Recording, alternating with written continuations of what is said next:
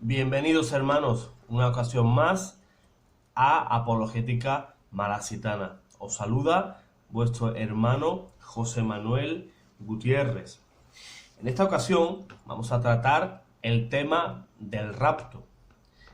Como muchos de ustedes recordarán, hicimos una pequeña encuesta en la pestaña de la comunidad del canal y salió vencedor este tema, ¿verdad? El tema del rapto, un tema bastante interesante y que ya hacía bastante tiempo que quería explicarlo, ¿verdad? Ya que muchos hermanos católicos se hacen preguntas, ¿verdad? Se sienten inquietos cuando se encuentran a otras personas de otras iglesias, otras denominaciones evangélicas y le hablan de esta posibilidad escatológica que creen los protestantes. Ellos crean, sinceramente, bastante confusión, ya que ellos enseñan que Cristo, antes del fin del mundo o antes del final de los tiempos, vendrá en una venida secreta. Óyeme bien, una venida secreta en la cual se va a llevar a los verdaderos a los verdaderos creyentes. ¿Quiénes son esos verdaderos creyentes?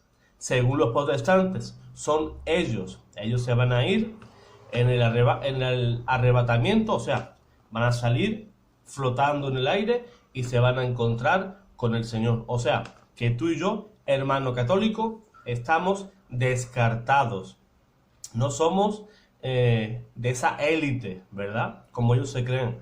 Son la élite del cristianismo, el mundo protestante, ¿verdad? Ellos dicen que físicamente van a salir volando hacia el cielo para evitar lo que sería la gran tribulación.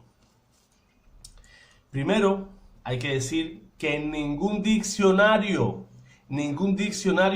teológico ni de espiritualidad cristiana recoge esta doctrina, que es una auténtica novedad. ¿Y qué es lo que intenta? Tratar de escapar del juicio divino, ¿verdad? Ellos te ofrecen ser salvo de una manera prácticamente mágica, ser salvo de una manera ipso facto, ¿verdad?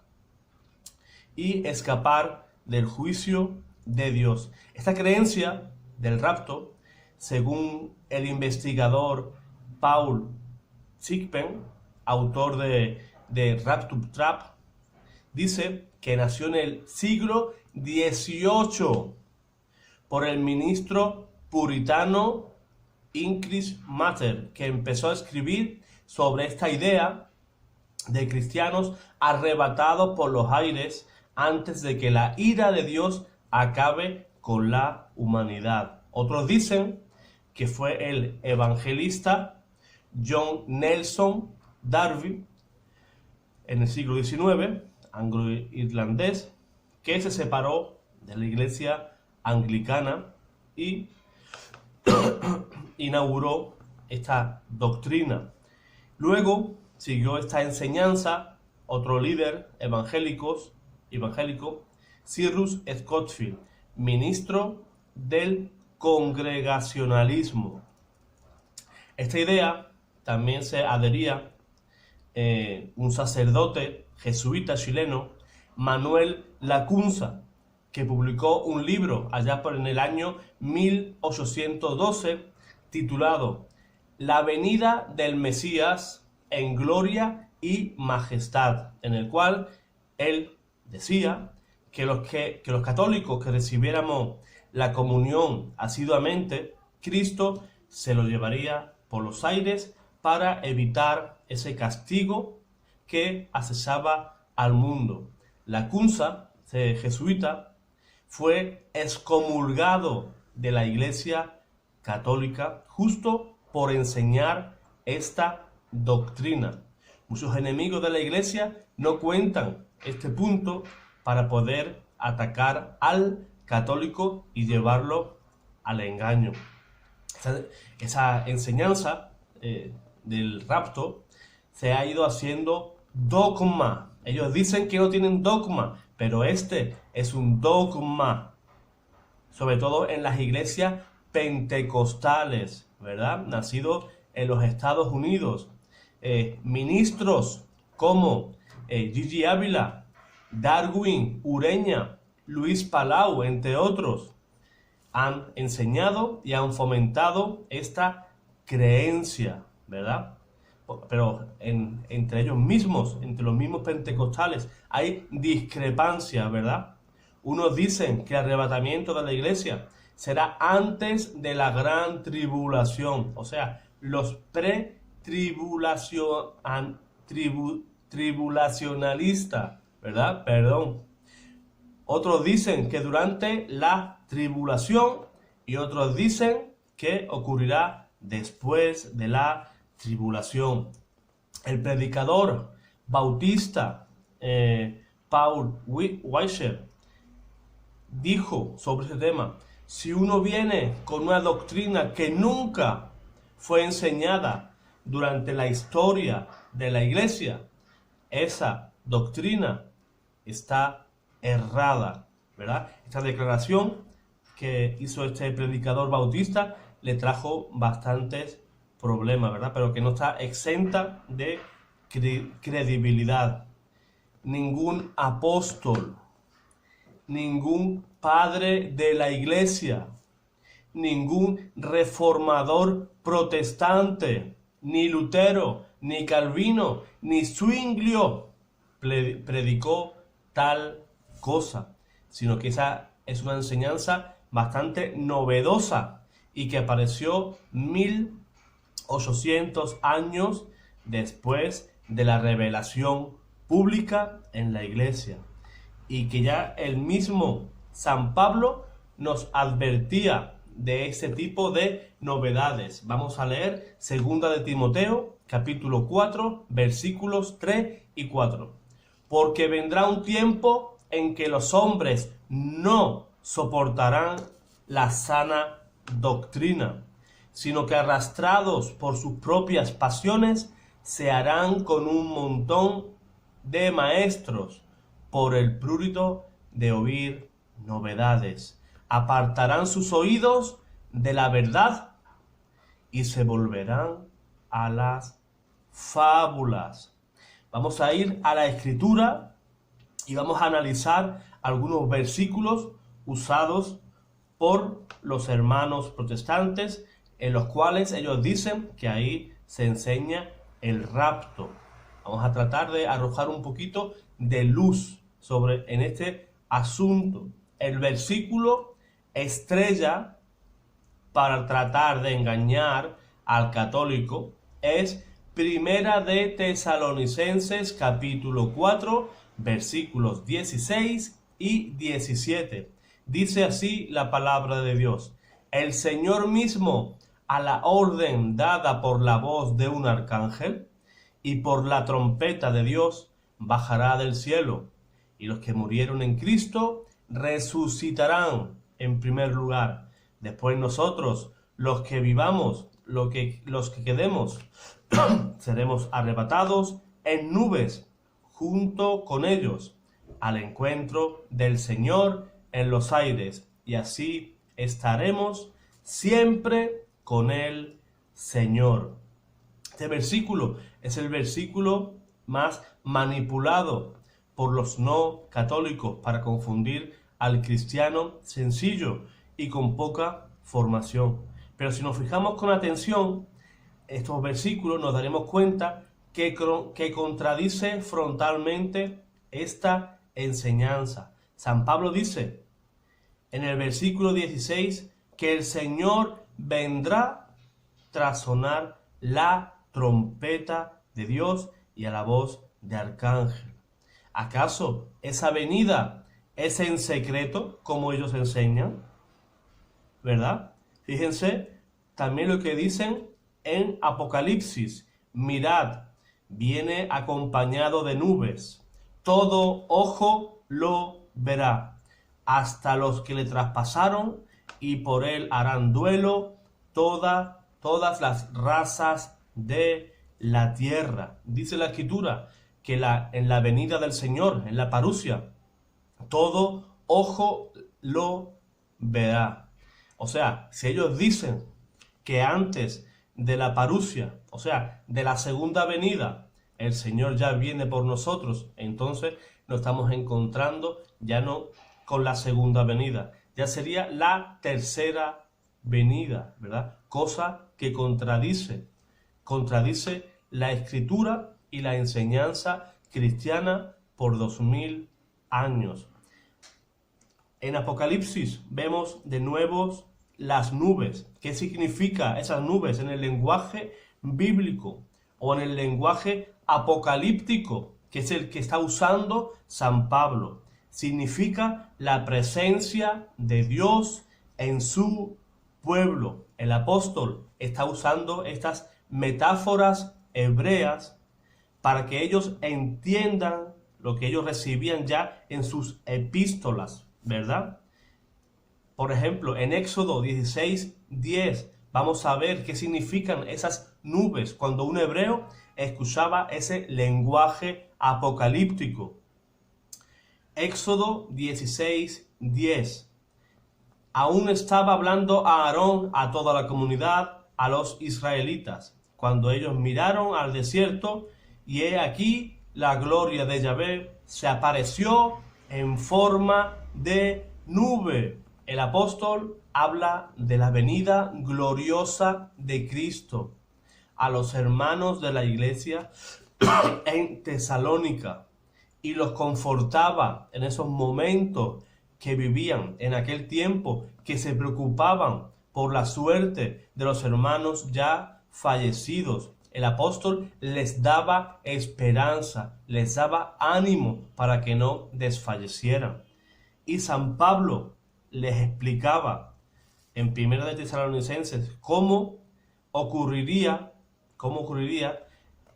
nada de esto sería irse a volar, ¿verdad?, por los aires, como ellos dicen. Esta corriente doctrinal trata de enseñar que ese día en el que el Señor venga será un día terrible, de gran tribulación, cosa que la Escritura no enseña.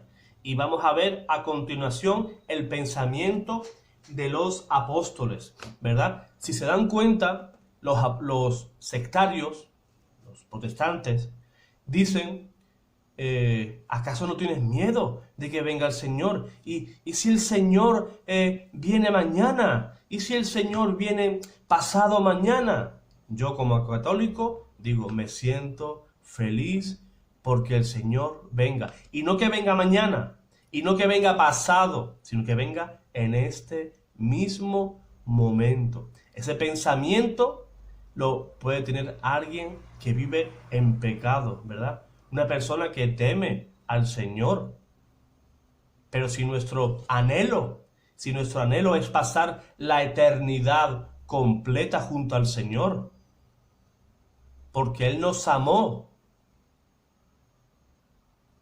Él nos eligió desde el principio, Él ya nos conocía desde el seno de nuestra madre, Él nos ama hasta tal punto de dar su vida en la cruz. ¿Cómo vas a tener miedo ante semejante amor? Cosas de las sectas. Fíjense cómo dice San Pablo a Tito. A ver si San Pablo o los primeros cristianos tenían miedo de esa venida de Cristo. Dice la carta de San Pablo a Tito, capítulo 2, versículo 13.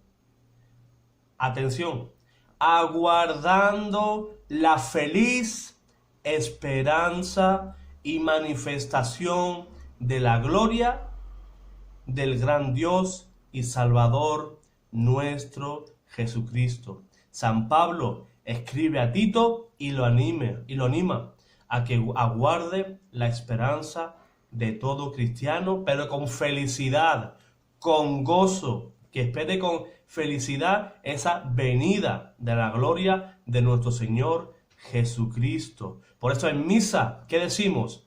Ven, Señor Jesús, ¿verdad? Al unísono, dicen los católicos en misa, ven, Señor Jesús.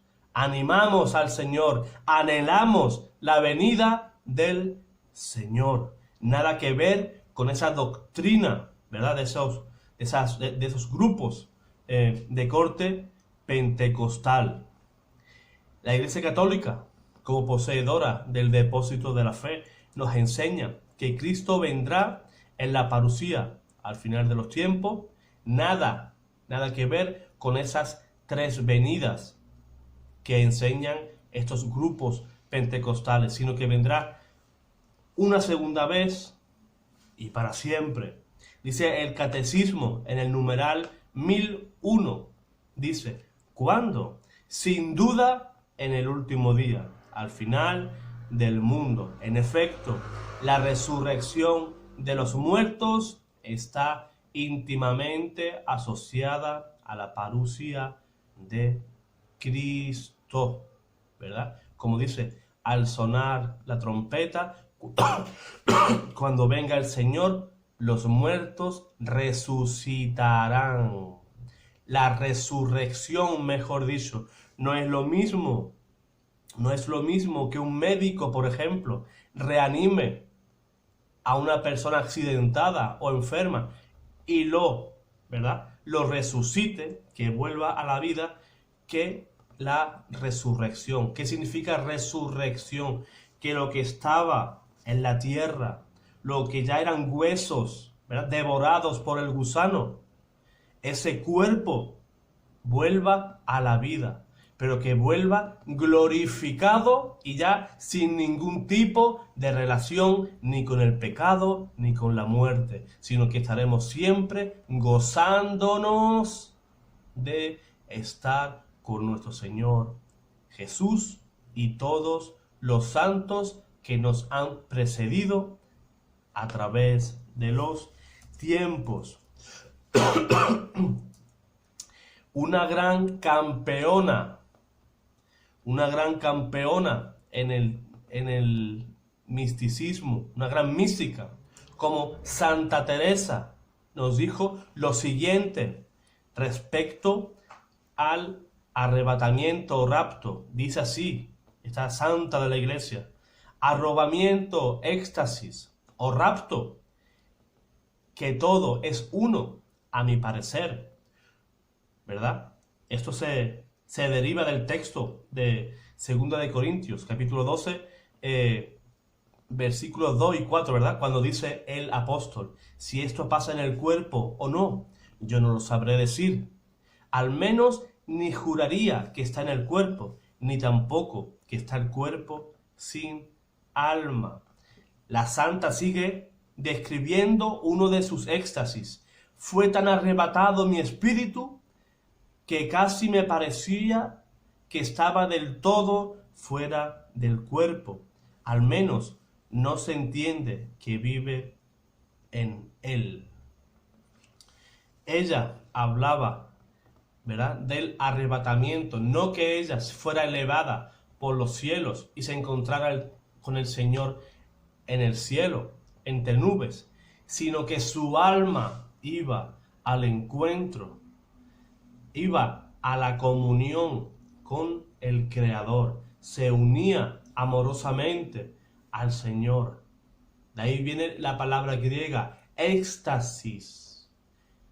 Estaba tan ensimismada que no sabía ni San Pablo ni Santa Teresa si eso ocurría dentro del cuerpo, unida a su cuerpo, o era que su espíritu salía, ¿verdad?, al encuentro del Señor. Ellos dicen que el rapto sucederá en secreto, ¿verdad? Vamos a ver con la Escritura si eso ocurrirá en secreto o no ocurrirá en secreto. Vamos a leer Primera de Corintios, capítulo 15, versículo 51 en adelante. Dice así la palabra de Dios: mirad, os revelo un misterio. No moriremos todos, pero todos seremos transformados en un instante, en un pestañear de ojos, al toque de la trompeta final. Pues sonará la trompeta, los muertos resucitarán incorruptibles y nosotros seremos transformados. Dice que seremos transformados después de oír la trompeta, ¿verdad? Qué manera tan silenciosa, ¿verdad? El Señor va a venir al sonido de la trompeta, ¿verdad? Así que esa idea de la venida secreta del Señor pues ya va cojeando. Vamos a ver también en el capítulo 24 del Evangelio según San Mateo. Vamos a leer del versículo 40 en adelante. Fíjense, este capítulo 24 habla sobre la venida del Señor, ¿verdad? Sobre la esperanza y la escatología cristiana. Fíjense lo que dice la Escritura del versículo 40 en adelante. Entonces estarán dos en el campo, uno será tomado y otro dejado. Habrá dos mujeres moliendo en el molino, una será tomada y la otra dejada. Velad, porque no sabéis qué día vendrá vuestro Señor. Bien, si el dueño de casa supiese a qué hora de la noche iba a venir el ladrón, estaría en vela y no permitiría que le abriesen un boquete en su casa. ¿Ellos qué dicen? ¿Ve? Aquí está el rapto, ¿verdad? Te lo enseñan y el católico que no sepa de su fe, pues dice, pues sí, hay dos personas trabajando en el campo, uno será tomado y el otro será dejado. Vamos a ver un versículo antes del versículo 40. Vamos a leer San Mateo 24, un versículo antes. Disculpen, dos versículos antes, versículos 38 y 39. Porque del mismo modo que en los días que precedieron el diluvio, la gente comía, bebía y tomaba mujer o marido hasta el día en que Noé entró en el arca. Y no se dieron cuenta hasta que vino el diluvio y los arrastró a todos. Así será también la venida del Hijo del Hombre. Aquí no está hablando de ninguna venida secreta, ¿verdad? Una venida entre la primera venida en la encarnación del Señor y la parusía. Ahí no nos está diciendo eso. Nos está hablando de la segunda venida del Señor. Y nos pone un ejemplo, como en los tiempos de Noé, ¿verdad? Durante el diluvio. Unos se salvaron y otros fueron arrastrados, otros murieron. ¿Qué nos está enseñando la Escritura? Que solo hay dos caminos. El camino de salvación, que es estar junto a Jesús, o morir, ¿verdad? Estar ausente de Dios. Apartarte del Señor y ir a la condenación final, la condenación eterna. Aquí en ningún momento no está hablando de ninguna venida secreta.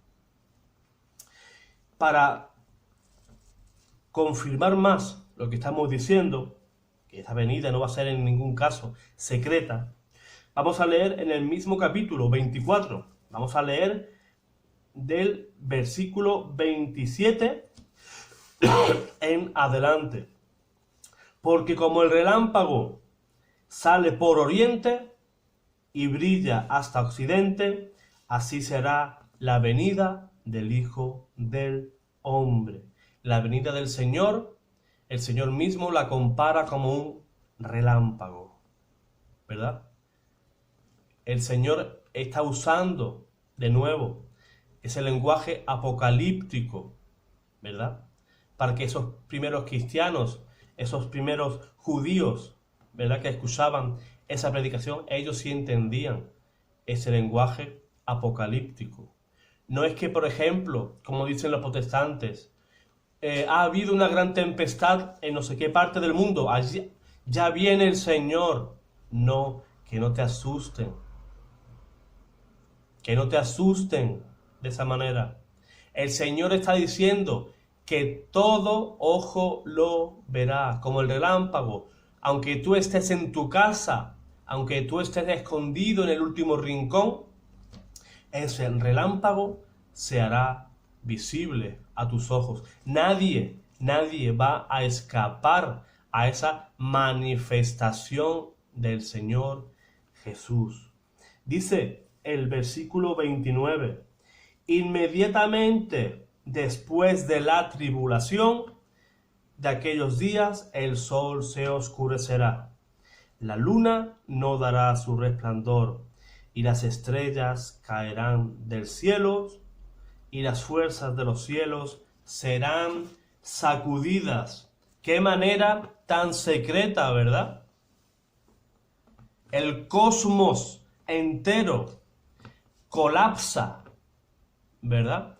La luna no brilla, ¿verdad? Los astros, ¿verdad?, colapsan. Señales cósmicas. Todo se oscurecerá. Qué manera más secreta, ¿verdad?, de venir el Señor. Entre trompetas, ¿verdad? Qué manera más secreta tiene el Señor.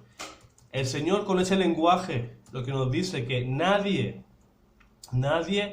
va a quedar sin saber que el Señor se va a manifestar. Todo ojo, por muy escondidos que tú estés, el Señor Jesús se manifestará.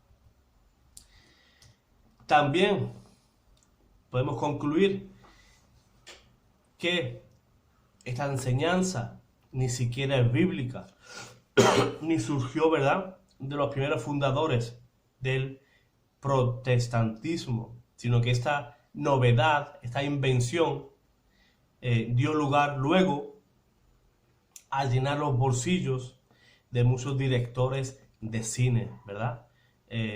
También personas que han escrito libros que han llegado a ser bestsellers, películas de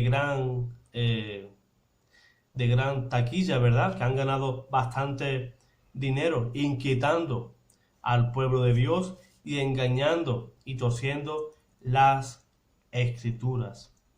Dice San Pedro en el capítulo 3, versículo 16, y nos advierte lo que escribe también en todas las cartas cuando hablan ellas de esto, aunque hay en ellas cosas difíciles de entender, que los ignorantes y los débiles interpretan torcidamente, como también las demás escrituras, para su propia perdición. Esas novedades que enseñan estos grupos evangélicos lo hacen para su propia perdición. Por eso, hermanos, no se dejen arrastrar por esos falsos maestros, ni se dejen llevar por fábulas. Crezcan en santidad y amor, porque el día de nuestro rapto particular será cuando partamos hacia la morada santa que el Señor tiene preparado para los que Él ama, ¿verdad? Como dice en Hebreos 9:27, está establecido que los hombres mueran una sola vez y luego el juicio. Ese es el rapto que nos espera. Porque dice que la paga del pecado es la muerte, ¿verdad? Ese es el verdadero rapto. Estas personas que se han inventado esta doctrina del rapto te quieren engañar, te quieren engatusar para llevarte a su secta. Y como tú no quieres sufrir, ¿verdad? Ellos te ofrecen una salida muy fácil y muy atractiva, ¿verdad? Si tú te vienes a mi secta, a mi denominación, tú eres un verdadero, un auténtico creyente y te irás conmigo para el cielo de una manera directa, ¿verdad?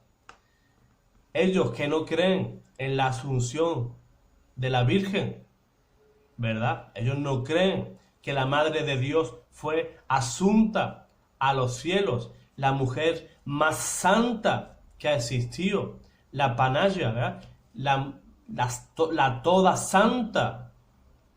La toda santa no ha subido al cielo en cuerpo y alma, pero ese pastor sin vergüenza, ¿verdad? Sí se va a ir en ese rapto en cuerpo y alma junto al Señor. Sinceramente, eso no se lo cree ni quien lo predica. Eso entre tú y yo, que nadie se entere. Bueno, hermanos, espero haber podido aclarar vuestras dudas respecto a este tema. Recuerden que pueden dejarme preguntas, me pueden escribir al correo electrónico que os dejaré en la descripción del vídeo. Si te gustó el vídeo, compártelo en tus redes sociales, no me cansaré de decirlo.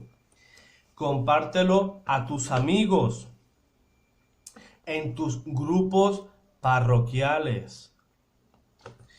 Y nada más, hermano, que estoy a tu servicio para todo lo que necesites. Cualquier pregunta, cualquier inquietud que tengas, no dudes en escribirme, ya sea en los comentarios del vídeo o a través del correo electrónico. Así que, hermano, esfuérzate y sé valiente.